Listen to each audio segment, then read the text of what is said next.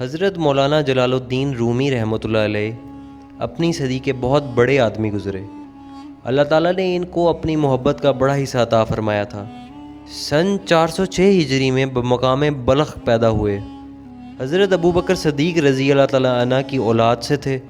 محمد خوارزم شاہ کے حقیقی نواسے تھے۔ 6 سال کی عمر میں جب آپ کے والد آپ کو حضرت خواجہ فرید الدین عطار رحمۃ اللہ علیہ کی خدمت میں لے گئے تو حضرت خواجہ عطار رحمۃ اللہ علیہ نے اپنی مثنوی اسرار نامہ آپ کو برکت کے طور پر تحفے میں دی اور آپ کے والد صاحب سے فرمایا کہ یہ لڑکا ایک دن ہلچل مچا دے گا۔ چند سال بعد مولانا تکمیل علوم کے لیے شام تشریف لے گئے اور دمشق میں 7 سال تک مختلف علوم اور فنون کا علم حاصل کرتے رہے۔ تمام مذاہب سے واقف تھے۔ علم کلام، علم فقہ اور اخلاقیات میں خاص ملکہ رکھتے تھے۔ فلسفہ و حکمت تو تصوف میں اس وقت ان کی نظیر نہ تھی۔ تحصیل علوم کے بعد مولانا روم رحمۃ اللہ علیہ درس و تدریس میں مشغول ہو گئے، لیکن مولانا کو درس عشق و معرفت کے لیے پیدا کیا گیا تھا۔ ان کے قلب میں آتش عشق ودیعت فرمائی گئی تھی۔ عاشقوں کا درس ذکر محبوب اور ان کا مدرس حسن دوست ہوتا ہے۔ مولانا رومی رحمۃ اللہ علیہ جس درس کے لیے پیدا کیے گئے تھے اس کا غیب سے سامان شروع ہو گیا۔ حضرت شمس الدین تبریزی رحمۃ اللہ علیہ کے سینے میں عشق و معرفت کا جو سمندر ٹھاٹھے مار رہا تھا، اسے اپنے جواہرات باہر بکھیرنے کے لیے زبان عشق کی تلاش ہوئی۔ آپ نے دعا کی کہ اے اللہ، اپنی محبت کا جو خزانہ آپ نے میرے سینے میں رکھا ہے، اپنا کوئی خاص بندہ عطا فرمائیے جس کے سینے میں اس امانت کو منتقل کر دوں، اور وہ بندہ زبان عشق سے میرے مخفی اسرار کو قرآن و حدیث کے انوار میں بیان کرے۔ چنانچہ دعا قبول ہو گئی۔ حکم ہوا کہ روم جاؤ، وہاں تمہیں جلال الدین رومی ملیں گے، ہم نے انہیں اس کام کے لیے منتخب کر لیا ہے۔ اس آواز غیبی کو سنتے ہی حضرت شمس تبریزی رحمۃ اللہ علیہ روم کی طرف روانہ ہو گئے اور کونیا تشریف لائے، جہاں چاول فروشوں کی سرائے میں قیام فرمایا۔ سرائے کے دروازے پر ایک چبوترا تھا جس پر اکثر عمائد آ کر بیٹھتے تھے۔ اسی جگہ مولانا رومی رحمۃ اللہ علیہ اور حضرت شمس تبریزی رحمۃ اللہ علیہ کی ملاقات ہوئی، اور مولانا اکثر حضرت شمس تبریزی رحمۃ اللہ علیہ کی صحبت میں رہنے لگے۔ حضرت تبریزی رحمۃ اللہ علیہ کی صحبت سے مولانا رومی رحمۃ اللہ علیہ کی حالت میں تبدیلی پیدا ہو گئی، اور جب عشق حقیقی نے اپنا پورا اثر کر دیا تو مولانا پر عشق الہی کی مستی غالب رہنے لگی۔ درس و تدریس اور وعظ و نصیحت کے اشغال چھوٹ گئے۔ چنانچہ حضرت شمس تبریزی رحمۃ اللہ علیہ کی صحبت سے ایک لمحہ بھی جدا نہ ہوتے۔ جب مولانا رومی رحمۃ اللہ علیہ پر عشق الہی کا یہ اثر ظاہر ہوا تو شہر میں فتنہ اٹھا کہ شمس تبریزی رحمۃ اللہ علیہ نے ان پر جادو کر دیا ہے۔ فتنے کے ڈر سے حضرت تبریزی رحمۃ اللہ علیہ چپکے سے دمشق چلے گئے۔ آپ کی جدائی سے مولانا کو بے حد صدمہ ہوا۔ ان کی بے چینی دیکھ کر کچھ لوگ حضرت شمس تبریزی رحمۃ اللہ علیہ کو واپس بلا لائے، لیکن تھوڑے دن رہ کر وہ پھر کہیں غائب ہو گئے۔ پیر و مرشد کی اس جدائی سے مولانا رومی رحمۃ اللہ علیہ انتہائی بے چین ہو گئے اور ان کی زندگی تلخ ہو گئی۔ مولانا جلال الدین رومی رحمۃ اللہ علیہ پر ان کے پیر حضرت شمس الدین تبریزی رحمۃ اللہ علیہ کے فیض صحبت نے کیا اثر کیا، اس کا پتہ مثنوی سے چلتا ہے۔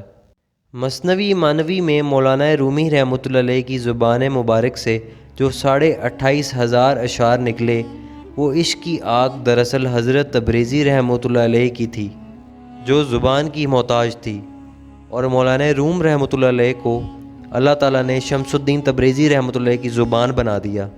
مولانا روم رحمۃ اللہ علیہ بادشاہ کے نواسے اور اپنے وقت کے زبردست محدث و مفسر تھے۔ جس وقت پالکی پر چلتے تو مولانا کی محبت میں سینکڑوں شاگرد پیچھے پیچھے چلتے تھے۔ اب وہی مولانا رومی رحمۃ اللہ علیہ ہیں کہ اللہ کی محبت میں اپنے پیر کا سب سامان، گڈری، چکی، پیالہ، غلہ اور بستر سر پر رکھے ہوئے گلی در گلی پھر رہے ہیں۔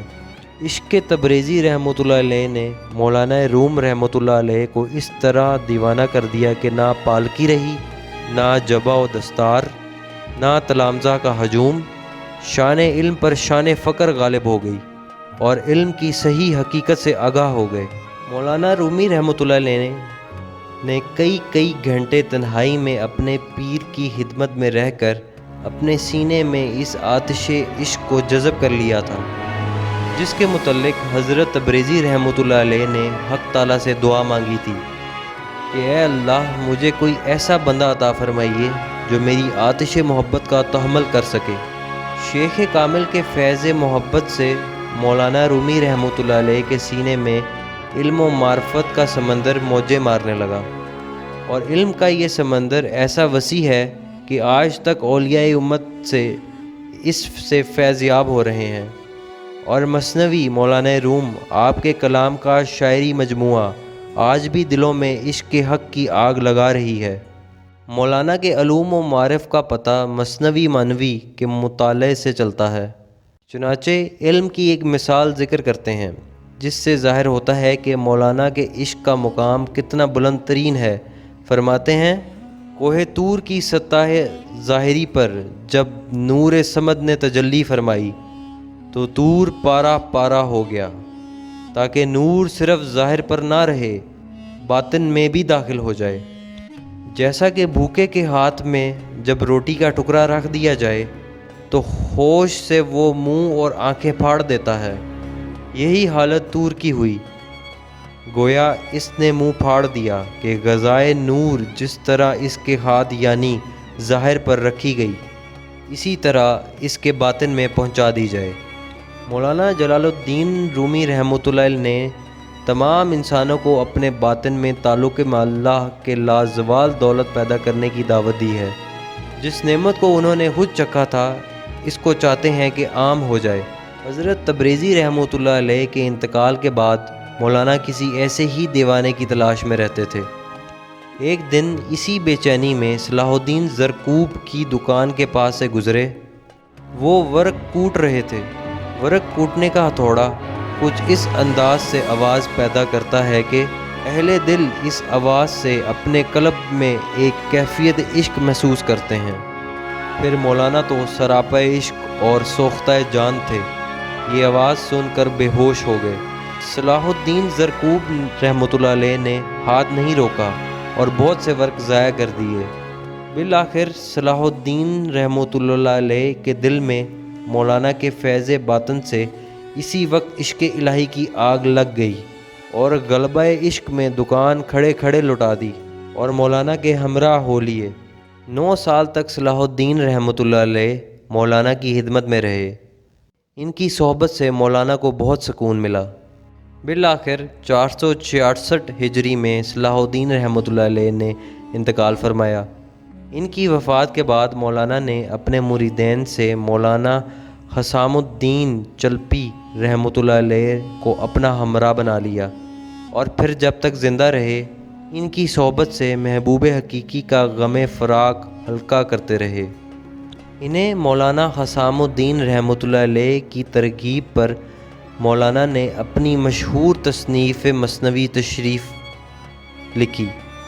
مولانا روم رحمۃ اللہ علیہ کی حالت زندگی سے سبق ملتا ہے کہ جب تک علم پر عمل اور علم کے ذریعے اللہ تعالیٰ کی خشیت و ولایت حاصل نہ کی جائے تو اس وقت تک اس سے مخلوق خدا کو فائدہ نہیں پہنچتا، بلکہ بسا اوقات نرا علم و مطالعہ اللہ تعالیٰ اور اس کے رسول صلی اللہ علیہ وآلہ وسلم کی محبت کے بغیر فتنہ بن جاتا ہے، جس سے صاحب علم خود بھی گمراہ ہوتا ہے اور دوسروں کی گمراہی کا ذریعہ بھی بن جاتا ہے۔